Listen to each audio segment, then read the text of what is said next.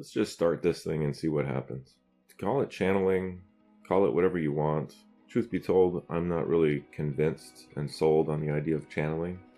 I know that some people are able to achieve amazing insights that I sure can't explain through their channeling process, but I wonder how much of that is channeling an entity and how much of it is them just channeling their own subconscious or tapping into the collective unconscious. Like, who knows what's going on there? I guess it doesn't take away from the fact that there are results. But for me, the process of insight, and that's kind of what I equate it to, is kind of like building a snowball. Before I get going with the channeling process, I need to first build a small snowball. And that's what you would do if you were making a snowman, right? You'd start with a small amount of compacted snow, solidified ideas, in other words, some basis to springboard off of, and then start rolling it and rolling it and rolling it until the snowball gets big enough where it can just roll itself down the hill and pick up its own momentum and keep accumulating. Like the idea kind of goes off on its own. And it's like a runaway freight train, minus the grim imagery. But nonetheless, the insight today that I had, my snowball is not quite built yet, but I thought, let's just go with it and see what happens. And to me, this is the same as a channeling. They're insights, ideas, information, medicine that just flows through me. If I get to a certain flow state, it just happens.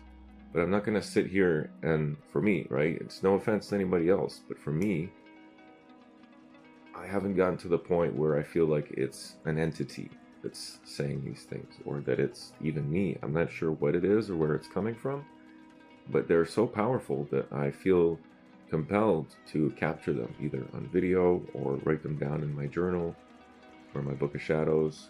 You know, I've got plenty of these insights kicking around that I often revisit and pull more and more information from them every time that I revisit them.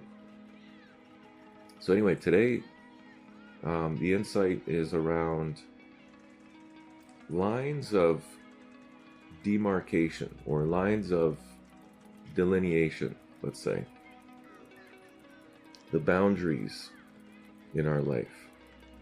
The boundaries that we hold for ourselves. The boundaries that we hold for our families, for our friends, for our societies, for our nations, for our gods, you know, for our sense of justice and morals and ethics and beliefs. I guess the insight here is that these lines of delineation are not clear.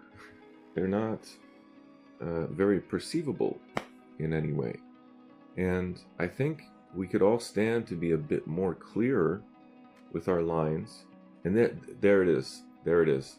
It's down to segregation. There, that's what it was. I pulled my snowball together finally. Now we can be cohesive in our thought process. So this is a thought I have on a regular basis. The segregation. I mean, we could talk about civil rights movements and all this stuff, and how we've seen the segregation in our various societies. But I want to talk about how we segregate things at the individual level, in our own households, in our relationships, how we're constantly trying to divide things, right? Like earlier today, I had a thought that, am I my body, right? It's a very rudimentary thought to have, but still, it's a good thought exercise. Am I my body? Or am I my brain? Or am I my heart? Or am I my soul or my spirit? Or am I something else? Am I my consciousness? Just by asking the questions in that way, I'm segregating. I'm already positing that I'm this or that or that or that or that or, right? Instead of and.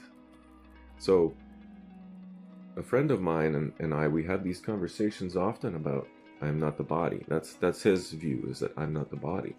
And my view is more that I am the body, but I'm not just the body. I am the body, the mind, the spirit. I am all of the above. I am everything, right?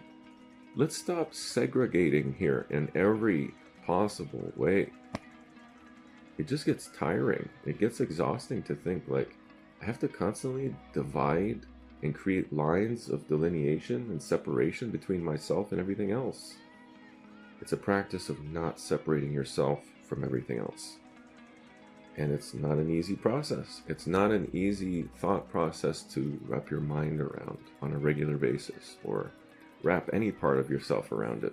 Wrap all parts of yourself around it, of this concept of I am everything and everything is me, and that includes God, right? Which ties into the conversation that we had on the channel not that long ago about, well, what if I'm God? What if I'm God? Or what if God is me?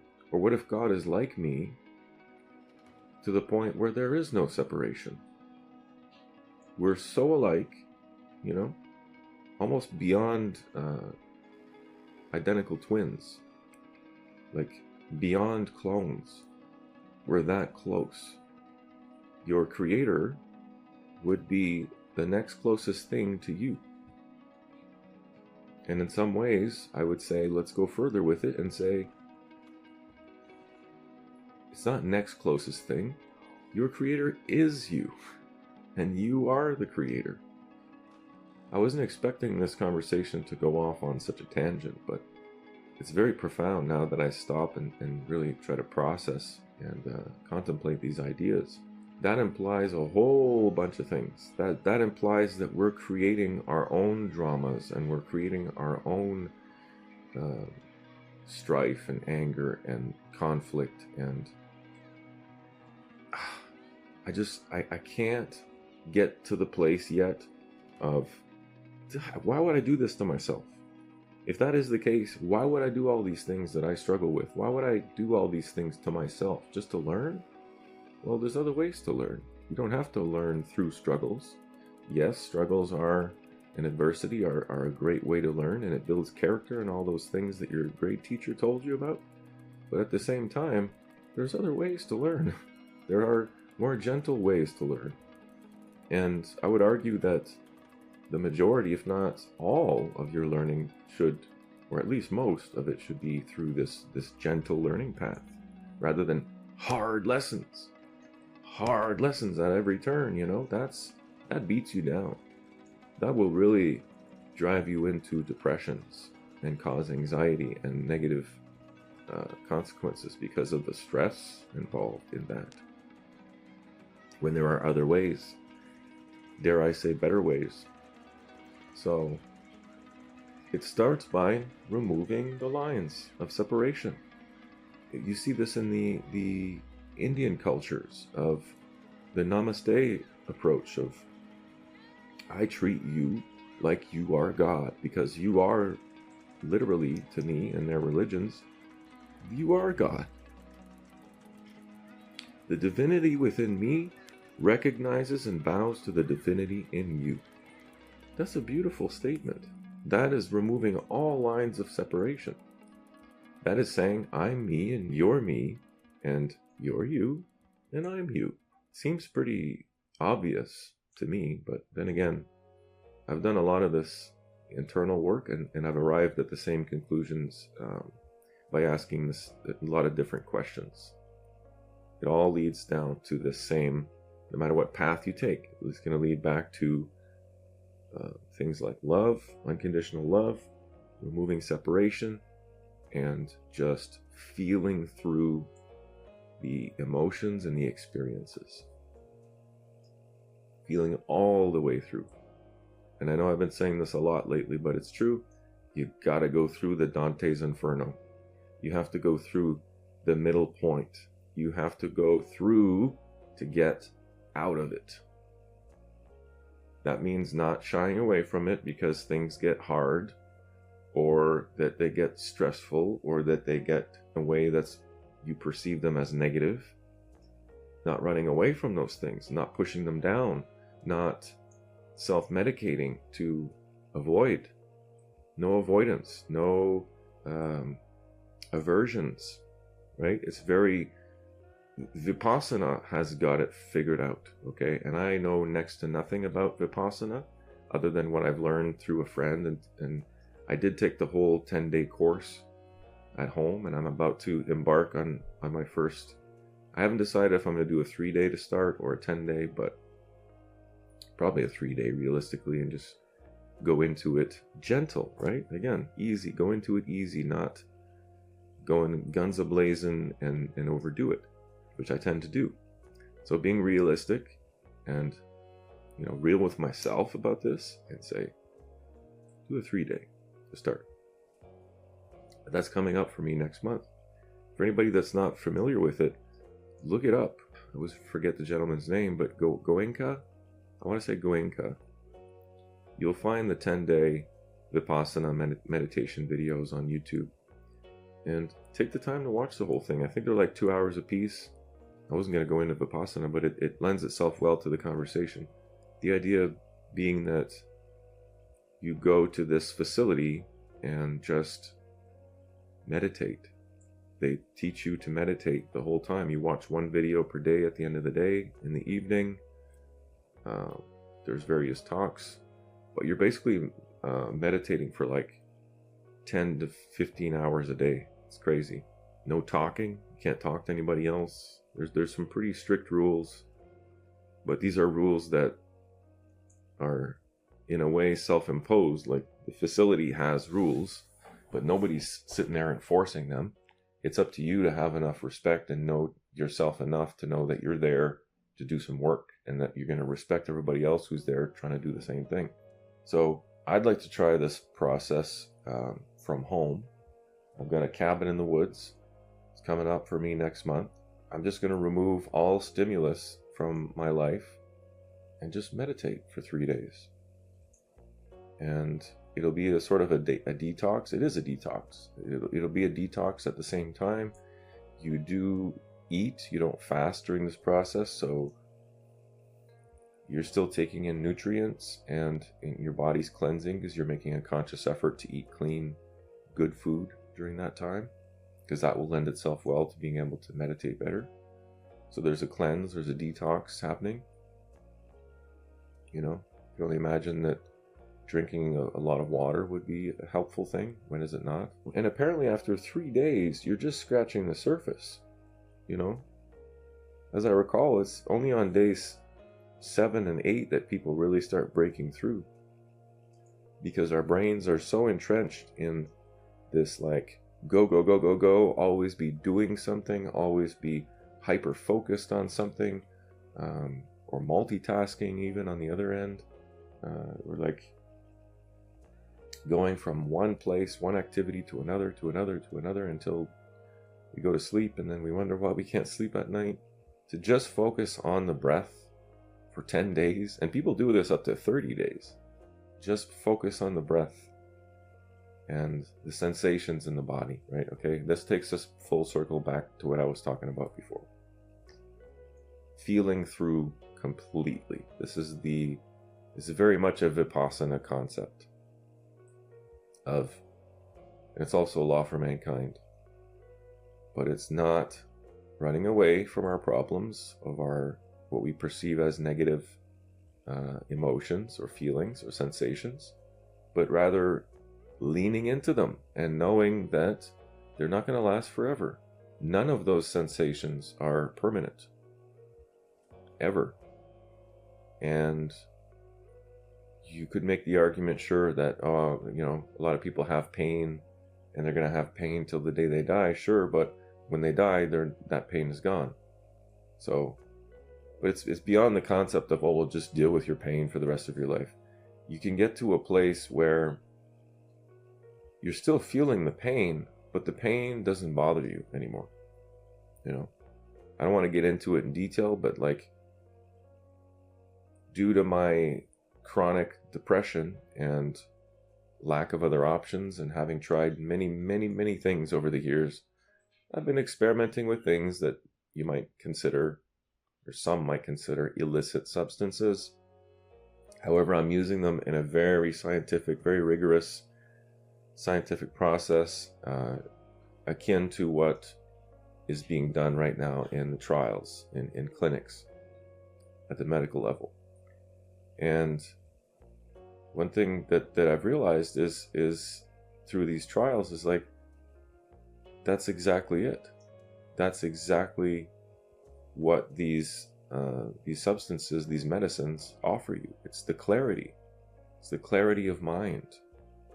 It's the ability to just drop all the baggage and just feel the pain, but be okay with the pain. Become friends with the pain. I know it seems unfathomable for a lot of people, and myself included. I'm not quite there yet, but I get it. I get the idea, because replace pain, for me, I've been dealing with a lot of itching on my skin, some skin issues. I won't get into it, but ticks. I'll just say that one word, ticks, and my reaction to them. And I've been dealing with a lot of itching this summer. I got bit a lot. And itching, as a doctor who I talked to recently said, it's almost worse than pain, because it just doesn't let up. Like, your pain will usually come in waves. It'll get intense, and then it'll kind of quiet down a bit, and then it'll go up and down. The impermanence of sensations, right? But the itching is a bit different. It's kind of like, it's like always there.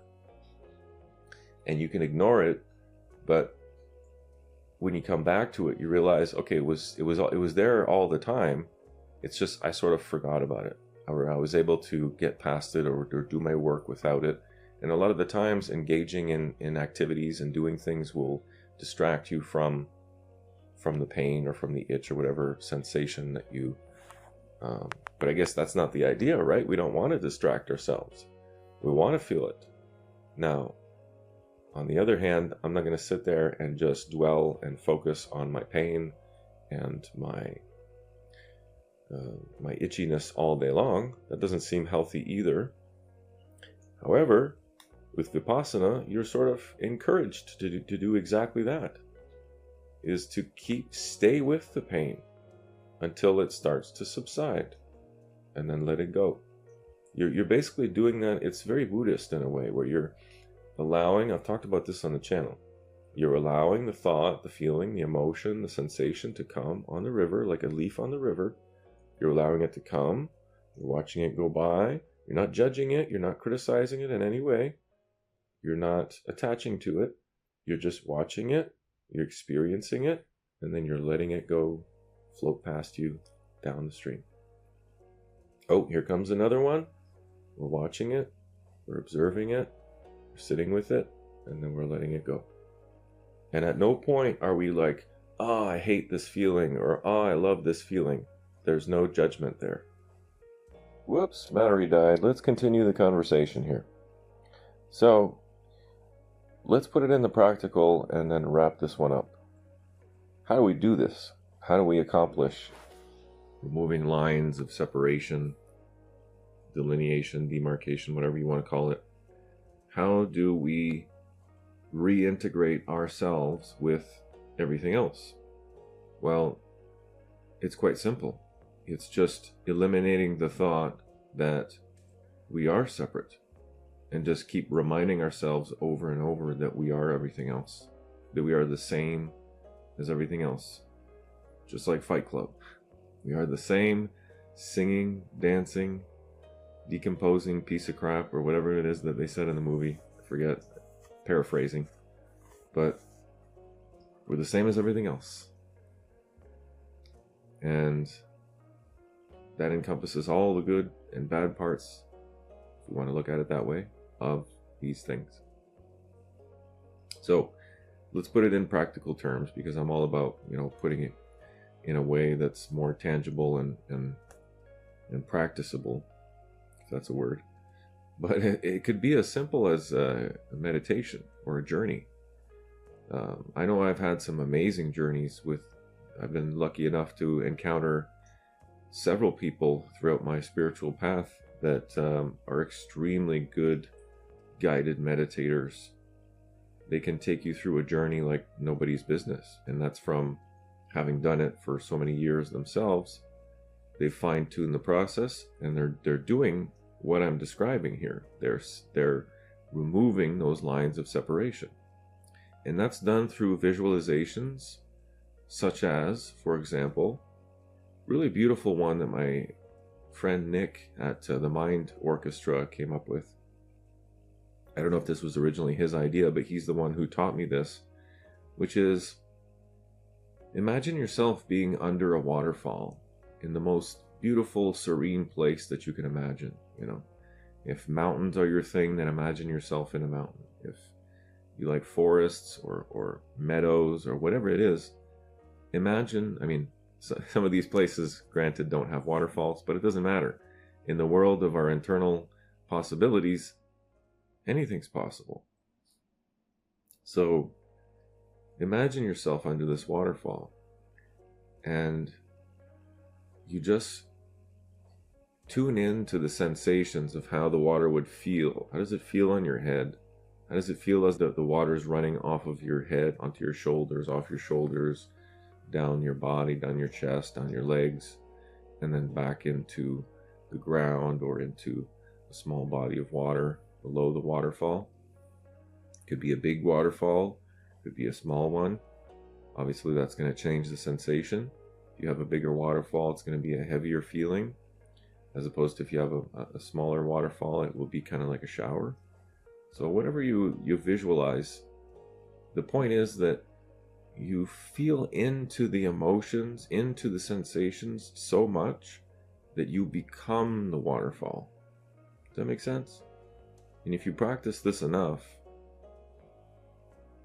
you get to really experience what it would be like to be a conscious waterfall. And right off the bat, very difficult to imagine such a thing because it's so abstract for us, for our current minds that are like locked almost into the mundane for most of us, right? The day-to-day grind has just reinforced this idea that it's just a purely physical universe, and that's it, that the universe and its components couldn't possibly have a mental side, let alone a spiritual side, right? But in this visualization, we're coming to terms with the fact that we have become the waterfall, and our bodies now have sort of dissolved in the water and become the flow of the water molecules, of the crystals of the water. And it's this continuous process. And a funny thing happens. Obviously your ego will completely disappear once you get to these deeper levels of this visualization. Your ego and your sense of self will completely disappear. You become the waterfall, you become the water, you become the movement, you become the rock on the sides of the banks, underneath. You become the whole thing. And then you start to become the mountain. Then you start to become the surrounding area. And if you keep going this way, soon enough you become the land, you become the sky, you become the whole world, you become the universe. Or you re-become those things, is a better way of saying it. I don't do this meditation nearly as much as I should, because it's a fantastic visual meditation, or journey if you want to call it that. Imagine the possibilities if you practice this on a regular basis. You can do some amazing things. Imagine what you can draw into your life by having no separation from everything else, that everything that you've ever wanted is already there. Everything you've always wanted to become is already there. There are no mistakes. There are no coincidences. There are no chances. There's no such thing as fate. There's no predetermined choices. There are no variables. It's all just happening at once. There's no past. There's no present. There's no future. It's this just continuous movement. And that's all that we need to think about. If we're going to think about anything, let's think about what's most likely to be real. And I use the term real here loosely. But what's real is that everything, as far as we know, from quantum physics to our great religions of the world, tell us that nature is in constant movement. The universe and everything inside of it is in constant motion, constantly vibrating. At the smallest level to the biggest level, there's constant movement and it never stops. Call it entropy, call it whatever you want, gravity, these forces and laws of physics all play a part. But again, to just look at it in terms of its components would be to separate. And we need to stop separating, okay? At all levels. We need to stop separating ourselves from the rest of the universe. We need to stop separating ourselves from each other, right? And finding excuses to look at differences rather than similarities. I'll just end with this, because I think you get the idea now of what's possible, what we should be doing, and how you can practically dissolve those boundaries. But look at how we can look to children for so many things to understand how life works, because they're so fresh. They're so fresh in this world. Their perspective is so new, and they're that much more connected with previous lives, with the process that they're engaged in at the cosmic level or the karmic level, however you want to look at it.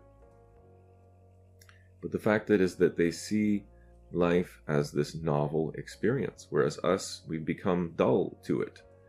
It's lost its flavor for a lot of us, or most of it, some of it for sure. The kids will automatically compare.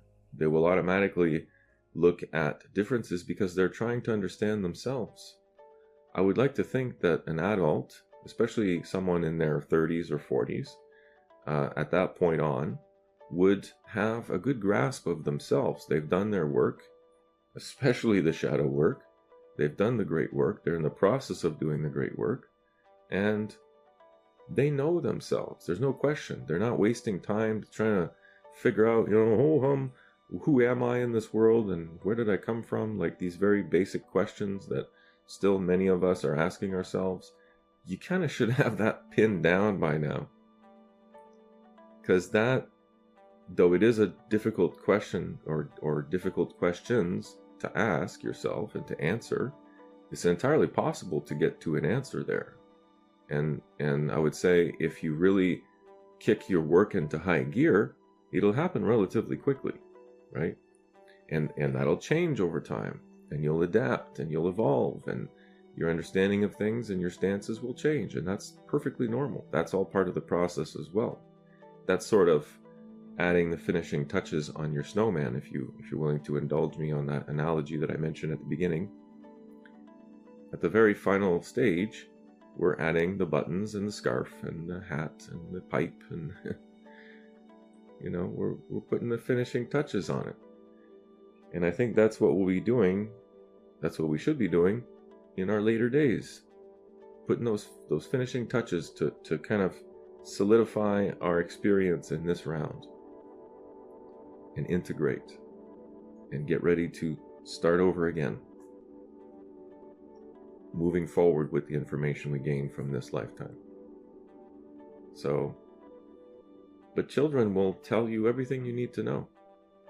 At some point, they will go, yeah, look, my skin is this color and your skin is that color, or my pee-pee is this size and your pee-pee is bigger, or whatever. Bad choice of examples, but you get what I'm saying. That's what kids do, I have these clothes and you have those clothes, They notice differences because they're trying to understand themselves, but we've already figured that out. So we shouldn't be segregating or looking at differences. We should be trying to find similarities, trying to bridge gaps, trying to dissolve boundaries.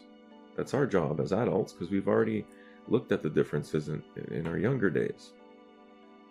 But another thing that kids will do is, yes, they will see each other's differences, but that doesn't stop them from playing with each other, does it? They still will play together regardless of skin color, or of status, or of how rich or poor their mommies and daddies are. They will get past that very quickly, and they will just play, right? Why is it that as adults we can't play? We can't get along, a lot of us. What's going on there? Is it because we haven't done the work that we needed to do earlier in our lives to figure out who we are? Is that a part of it? Is that a possibility? I think so. While kids will put a line on the ground. It's not uncommon to physically hopscotch, you know what I mean? Kids will put lines on the ground, but with chalk. You know, it's a nice analogy because then the rain comes along and washes it away, and if the kid wants, they can do it again, or they can play another game, or they can play a game that doesn't involve making lines. You know, there's that flexibility there, there's that adaptiveness, there's that willingness to learn. I think that's what it is that kids have a deep desire to learn. They're like little sponges, right? We have that still within us. It's been sort of shrouded in just bitterness and resentment, and, you know, we're just jaded, and that needs to be worked through, and the rough edges softened, and the heart opened, and the mind opened, and the heart-mind connection made again. There you go. We'll end it with that. Heart-mind connection. It's removing the separation. Because heart-mind is another thing that we separate and think, oh, they're completely different things, like I talked about earlier. My brain, my body, like by just saying my this and my that, you're separating yourself from your own body. And even in trying to explain it, I'm doing it. So it's not my body, it's body. It's not my mind, it's mind. It's not my soul, my spirit, it's soul and spirit. They don't belong to me. I am those things. Hopefully that makes sense. I think I touched on something very important there that I've never discussed on the channel. Bit of a longer video than I wanted to make, but it was worth spending the time, I think. Hopefully you enjoyed it. Again, I'll encourage you, as I always do, to comment and like, subscribe, all that stuff if you want. If you like the video, great. If not, that's okay. But do let me know in the comments what you like about the video, what we can improve upon, and what topics you'd like to see featured on future videos. Because we can go through all kinds of these thought experiments if you guys like that sort of thing. But I'm always curious to see the comments. The What If We Were God video was such a joy because even though there's not that many views on it, the comments were fantastic, and they were all things, like, I didn't reply to any of them, but I definitely made sure to like and heart each and every one of them because I loved everything that everyone said. There's stuff there that I completely agree with, there's stuff that I don't agree with so much, but regardless, that's kind of why I didn't reply, is that I want everybody to have their voice, and I want to be able to read everybody's opinions on things, whether I agree or not. I want to see everybody's different perspectives, because that will lend itself to me being a more informed consumer or producer or creator or whatever, lover, partner, dad.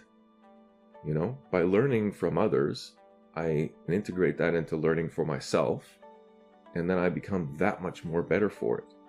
And if we're all doing that, now there's this exponential effect where we're all kind of feeding off of each other and we're all sort of giving back, and it's this beautiful cycle of just learning and growth and opportunities.